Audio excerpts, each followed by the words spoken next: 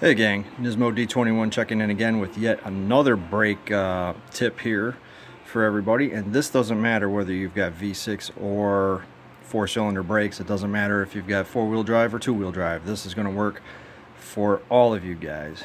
So, one thing I always tell people when I'm trying to teach them something about it is that brakes are a mechanical system. And they have just as many needs as any other mechanical system out there. So there's maintenance involved, and because there's a lot of metal on metal, there's a lot of friction, a lot of heat, there's a lot of corrosion. You know, your brakes are out there just taking the brunt of everything on a daily basis, so you don't really think too much of it. You get a new brakes and then you just drive until you need new brakes again. Well, there's some maintenance you can do here that's going to make your pedal feel great and get you way more mileage out of your pads and rotors than if you just kept replacing the pads and rotors every, whenever they wore out or whatnot. And it's really quite simple because you really don't need too much in the way of tools. What you need to do, what we're going to do, is there's two 14mm, and this depends on your vehicle. This applies to pretty much every vehicle out there, but this is going to be done on a 2-wheel drive 1991 Nissan hardbody, and this one's got the 4-cylinder brake calipers. I know in the previous video I showed you guys how to swap to a V6 setup. This is still the 4-cylinder setup, but it's still using performance friction brake pads. So what we're going to do is we're going to pull the caliper off. We're going to leave the bracket on.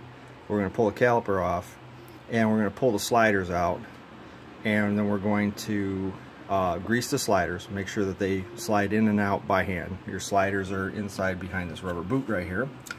We're going to pull them out, we're going to wipe them down, and then we're going to put some new synthetic brake grease. I recommend using the Permatex, the Ultra Caliper, Ultra Synthetic Lube. It's like green in a white bottle. So I'm going to use that, and then I'm also going to take the pads themselves out of the holders here, and I'm going to take them over to the wire brush, and I'm going to get all the old grease and grime and just nastiness off of it so it looks clean.